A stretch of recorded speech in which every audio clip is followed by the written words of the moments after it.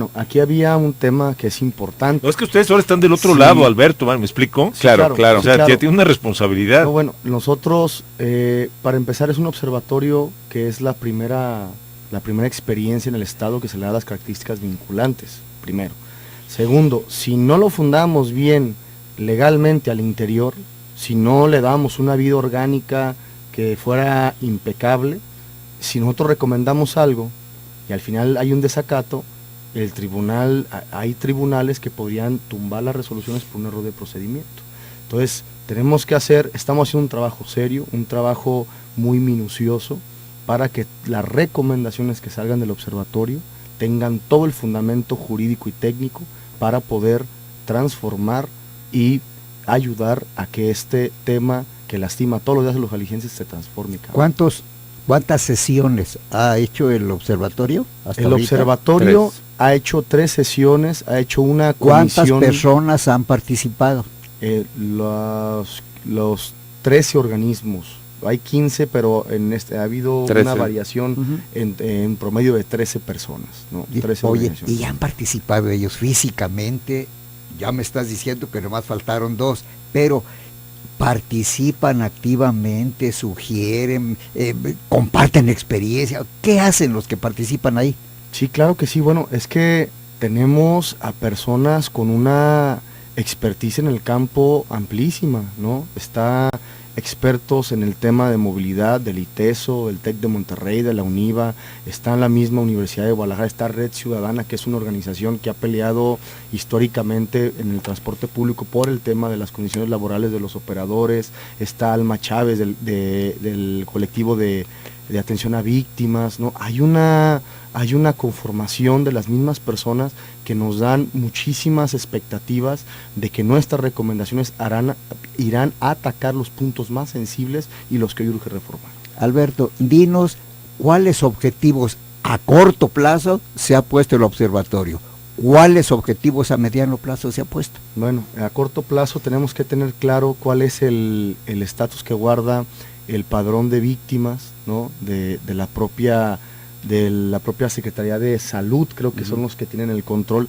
sobre todo si hay una estadística no solamente de víctimas mortales, sino de personas que tengan una cierta discapacidad. ¿Para qué quieres tener esta información? Porque al final, no solamente cuando se llega a la tragedia de matar a una persona, Pablo, tiene que responder el gobierno tiene que responder por si hay un accidente donde deja una persona en invalidez, deja una persona con un estado distinto del que se encontraba con anterioridad. Claro que tiene que ir a proteger sus derechos humanos y sus garantías, y al final hoy vemos a una empresa como la Alianza de Camioneros, que por cierto no ha pagado la indemnización para María Fernanda, los familiares de María Fernanda, la estudiante de la Universidad de Guadalajara, de la preparatoria de la Universidad de Guadalajara. Entonces, claro que es importantísimo tener ese padrón, y sobre todo ver la actuación del Estado y dar lineamientos de actuación para que este tema se pueda atacar con seriedad. Pero ahí estás poniendo el dedo en la llaga. Tú dijiste hace un momento, el gobierno debe velar por los intereses de las víctimas o de los familiares de las víctimas. Oye, pero ¿por qué el gobierno? Pues que pague el que causó el accidente, que pague la línea. Y tú mismo estás diciendo que la Alianza de Camioneros de Jalisco no ha pagado ni siquiera a la persona que detonó esta etapa del observatorio. Así es, hoy el gobierno tiene que garantizar que los mecanismos para hacer cumplir estas indemnizaciones sean eficientes, y sobre todo, recordemos de nueva cuenta que todas las concesiones que se otorgan a particulares son del gobierno, o sea, nos pertenecen a todos los jaliscienses. Que el gobierno las quiera concesionar es otra cosa, y hoy tienen que responder como una entidad que tiene obligaciones también de carácter público. Objetivos, a ver, te preguntaba Marcos, ya tienes un objetivo, vas a tener un padrón de víctimas para darle seguimiento, cuál es la atención a las víctimas,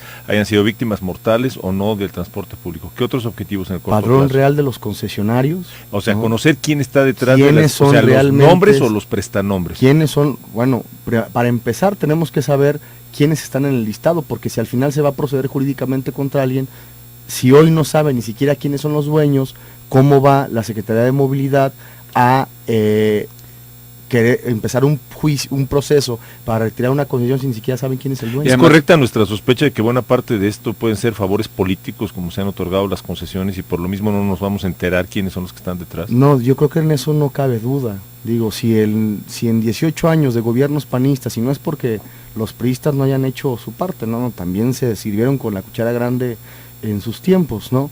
Se aumentó el padrón de concesión de vehículos del transporte público al doble en 18 años, entonces bueno.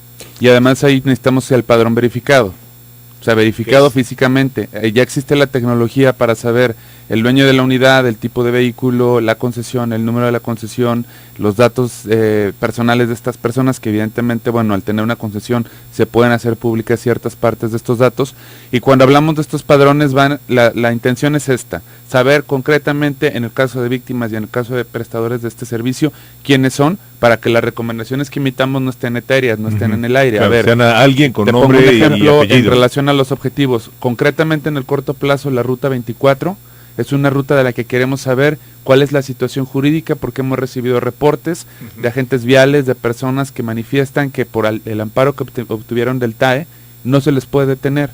Nosotros queremos saber quiénes son, por qué está esta situación así, y aunque tuvieran un amparo, el amparo no te digamos, te protege del incumplimiento de la ley. Si tú estás dando un mal servicio, si tu unidad va contaminando, no hay amparo que valga. ¿Y cómo van en la información, Mario? Esas cosas apenas la semana pasada se nos aprobó en el observatorio hacer las solicitudes. Ya tenemos las solicitudes, ya se hicieron, estamos esperando ahora recibir las respuestas por parte de la autoridad, precisamente para fundar y motivar las recomendaciones. Si vamos a ir sobre algo de la ruta 24, primero necesitamos entender qué ha estado pasando con esta ruta. Otro objetivo en el corto plazo es mejorar el sistema de atención de quejas, porque nosotros mismos hemos interpuesto quejas por mal servicio, nos llegan correos notificándonos la recepción, pero no pasa nada después de esto. Hace un par de días se anuncia un call center por parte de la Secretaría de Movilidad precisamente para la recepción de quejas, y eso es muy importante, pero es la mitad. La otra mitad tiene que ver con lo que internamente ocurra dentro de la Secretaría, para darle seguimiento a una queja y que te digan como usuario, bueno, su queja de por qué no lo levantó el camión es por estas y estas razones, estas y estas fueron las sanciones. Entonces, sobre eso también estamos empezando a trabajar. Me permite, vamos a hacer una pausa aquí en Cara a Cara y seguimos platicando, y vamos a platicar lo que nos inquietaba mucho al inicio del espacio, es lo estructural, ¿no? O sea, lo grande. Realmente podemos aspirar a tener un buen sistema de transporte gracias al observatorio y todo lo que está pasando. Hacemos una pausa y regresamos.